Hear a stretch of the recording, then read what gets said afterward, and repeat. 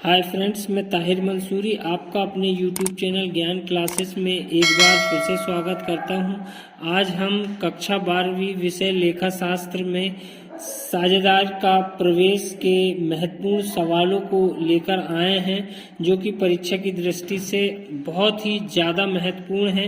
तो इस चैप्टर को यदि आप कर सकते हैं तो इसमें आपको बहुत ही आसान तरीके से हम सवालों को समझाएंगे। तो आइए शुरू करते हैं। तो साझेदार का प्रवेश, सबसे पहले हम आशय बताना चाहेंगे कि साझेदार का प्रवेश से क्या होता है। जब किसी पुरानी फर्म में या नई फर्म में कोई नए साझेदार प्रवेश करता है तो उसे हम साझेदार का प्रवेश कहते हैं। तो साझेदार का प्रवेश किन दशाओं में होता है, सबसे महत्वपूर्ण क्वेश्चन जो है वो इस तरह से आएगा कि साझेदार का जो प्रवेश होगा वो किन दशाओं में होगा। ये अति महत्वपूर्ण प्रश्न है, क्योंकि ये विकल्प के रूप में भी आएगा कि किस दशा में साझेदार को प्रवेश दिया जा सकता है या साझेदार के प्रवेश की दशाएं कौन कौन सी हो सकती। तो सबसे महत्वपूर्ण है, ये 6 पॉइंट आपको याद करने होंगे। इसमें से कोई भी विकल्प के रूप में या प्रश्न के रूप में आ सकता है, सवाल में आ सकता है। तो आपको ये ध्यान होना चाहिए कि किसी फर्म को स्थायी रूप से व्यवसाय के विस्तार एवं विकास हेतु अधिक पूंजी की आवश्यकता हो और वह आवश्यकता वर्तमान साझेदार पूर्ण करने में असमर्थ हो। दूसरा है, फर्म को किसी योग्य व्यक्ति के विशिष्ट ज्ञान या सेवाओं की आवश्यकता हो, तब हम नए साझेदार को प्रवेश दे सकते हैं। इसके बाद तीसरा है, जब फर्म को किसी प्रभावशाली व्यक्ति की आवश्यकता हो, तब हम नए साझेदार को प्रवेश दे सकते हैं। इसी प्रकार से इसके जो अन्य क्वेश्चन है, वो जो पॉइंट है वो आप इसे ध्यान से पढ़ लेंगे। अब हम इसके महत्वपूर्ण जो सवाल आते हैं उन सवालों को हल कराते हैं। तो हम इन सवालों को शिवलाल अग्रवाल की बुक से रेफरेंस मानकर करा रहे हैं। तो हम प्रैक्टिकल क्रमांक 1 ले रहे हैं। आ, बा और सा 3 साझेदार हैं जो लाभ हानि का विभाजन अनुपात 6/14, 5/14 और 3/14 है। उन्होंने दा को नया साझेदार बनाना तय किया और उसका हिस्सा 1/8 निश्चित किया गया। पुराने साझेदारों का पुराना अनुपात ही कायम रहा। सब साझेदारों का नवीन लाभ हानि अनुपात व त्याग अनुपात की गणना कीजिए या बताइए। तो यहाँ पर नया लाभ हानि अनुपात और त्याग अनुपात पूछा जा रहा है। तो हम सबसे पहले नया लाभ हानि अनुपात बताएंगे और उसके बाद हम त्याग अनुपात की गणना भी आपको बताएंगे।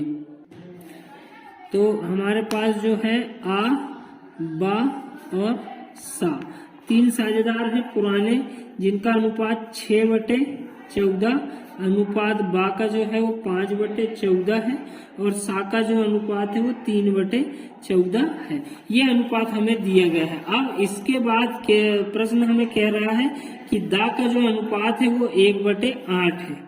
तो जब 1/8 हिस्सा हम दा को देंगे तो बाकी लोगों के लिए क्या अनुपात बनेगा वो हमें बताना है। तो हमें सबसे पहले 1 में से 1/8 हिस्सा घटाना होगा। जो दा को दिया जा रहा है वो हिस्सा हमें घटाना होगा 1 हिस्से में से। तो 8 एकम 8, 8 में से 1 गया तो 8 एकम 8 माइनस 1/8 मतलब 7/8 शेष बचा। ये जो शेष बचता है 7/8 वो जो है वो पुराने साझेदारों को उनके अनुपात में दिया जाएगा। तो 1/8 जो है वो दा का रहेगा और बाकी जो 7/8 शेष बचा है वो आ, बा और सा अपने हिस्से में लेंगे। तो उसके बाद हम आ का हिस्सा निकालेंगे। आ का हिस्सा, तो आ का जो हिस्सा रहेगा वो रहेगा 6/14 का 7/8। अब यहाँ पर का मतलब गुना होता, माइनस का चिन्ह नहीं आएगा। तो 7×6 42 और 14 अट्ठे होता है 112।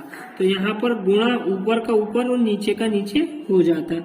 इसके बाद बा का जो हिस्सा है, बा का हिस्सा जो है 5/14 का 7/8। 7/8 कहाँ से आ रहा है? तो जो शेष बचा है वही उसी का गुणा करना पड़ेगा। तो 7×5 35 और 14 अट्ठे 112।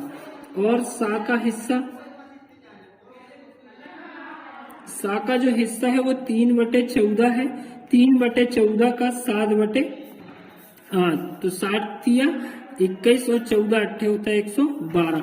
अब यहाँ पर हमें दा का भी हिस्सा कुछ इस प्रकार से बनाना होगा कि इनके जो हर है सबके एक समान आ गए, 112 112 112। तो जो दा का हिस्सा जो है वो 1/8 है, तो इसको भी ऐसा करना होता है कि हर 112 आए और काटने पर 1/8 आए। तो अब हम इसको बोल सकते हैं कि 14/112, 14 एकम 14 और 14 अट्ठे 112, 1/8 का हो या 14/112 का हो। अब हमें देखना है कि ये क्या एक ही पहाड़े से अंश कट रहे हैं क्या। यदि एक ही पहाड़े से कटेंगे तो हम उसे काट देंगे, अन्यथा हम उसे नहीं काटते हैं। तो यहाँ ये 7 के पहाड़े से पूरी संख्या है कट रही। 7 एकम 7, 7 दूनी 14, 7 तिया 21, 7 पना 35 और 7 छिंग 42। इस प्रकार से जो अनुपात आएगा इनका नया अनुपात आ का, बा का, सा का और दा का। तो आ का नया अनुपात आया है 6 और 5 11 और 3 14 और 2 16, 6/16। बा का आएगा 5/16 और सा का आएगा 3/16 और दा का आएगा 2/16। यहाँ हमें नया अनुपात मिल गया है। अब हमें त्याग अनुपात निकालना होगा। त्याग अनुपात निकालने के लिए हमें जो सूत्र लगेगा वो हमें ज्ञात होना चाहिए। तो त्याग अनुपात का जो सूत्र होता है वो होता है पुराना लाभानी अनुपात माइनस नया लाभानी अनुपात।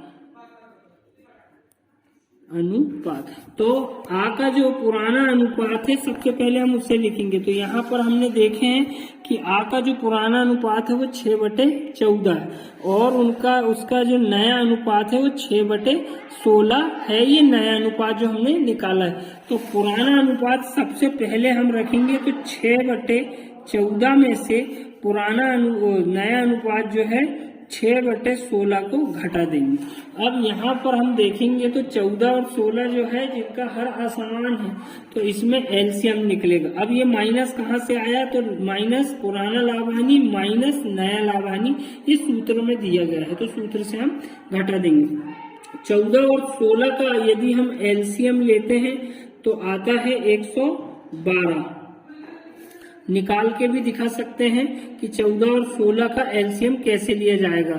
तो 2 से देंगे तो 2 7 14, 2 8 16, फिर 2 से देंगे 7 वैसे का वैसे, 2 4 8, फिर 2 से देंगे तो 2 दूनी 4, 7 वैसे का वैसे, फिर 2 से देंगे 2 एकम 2, 7 वैसे का वैसे, फिर 7 से दे देंगे तो 2 दूनी 4, 4 दूनी 8, 8 दूनी 16, 16 सत्ते होता है 112। अब यहाँ पर हमारा जो एलसीएम आएगा वो 112 आएगा। 112 में 14 का भाग देंगे, नीचे वाली संख्या में नीचे वाली संख्या से भाग दिया जाता है, ये ध्यान रखना है। तो 112 में 14 का भाग देंगे तो जाएगा 14 अट्ठे 112 होता है, 8 का ऊपर वाली संख्या से गुणा किया जाएगा तो 8 छिंग 48 आएगा। उसके बाद 112 में 16 का भाग देंगे तो 7 बार जाएगा, 7 का गुणा ऊपर वाली संख्या 6 से करेंगे तो 7 छिंग 42 होगा। इस प्रकार से 48 में से 42 जाएगा तो हमें बचेगा 6/112। इसके बाद बा का हिस्सा भी इसी प्रकार से निकालेंगे। बा का जो पुराना अनुपात है वो 5/14 है और नया अनुपात है 5/16। इस प्रकार 14 और 16 का एलसीएम लेंगे तो फिर से 112 ही आएगा। 112 में 14 का भाग देंगे तो आएगा 8 बार, 8 का भाग गुणा करेंगे 5 में तो 8 बना होता है 40। अब 112 में 16 का भाग देंगे तो जाएगा 7 बार, 7 पना 35। तो इस प्रकार से 5/112 और सा का जो हिस्सा रहेगा पुराना अनुपात उनका 3/14 है, उसमें से 3/16 को हम घटा देंगे तो 14 और 16 का एलसीएम लेंगे 112 ही आएगा। 112 में 14 का भाग देंगे 8 बार जाएगा, 8 का ऊपर वाली संख्या में गुणा किया जाएगा तो 8 तिया 24 और 112 में 16 का भाग देंगे तो आएगा 7 बार, 7 तिया 21 बार। इस प्रकार से 3/112। इस प्रकार से त्याग अनुपात जब भी पूछेगा तो पुराना माइनस नया, पहले पुराना अनुपात रखा जाएगा और फिर नया अनुपात रखा जाएगा। पुराना अनुपात जो है वो हमारा आया, त्याग अनुपात जो है हमारा वो आया है वो 6:5:3। तो यही हमारा आंसर भी होगा। उम्मीद करता हूँ आपको वीडियो पसंद आया होगा। मिलते हैं नेक्स्ट वीडियो में। धन्यवाद।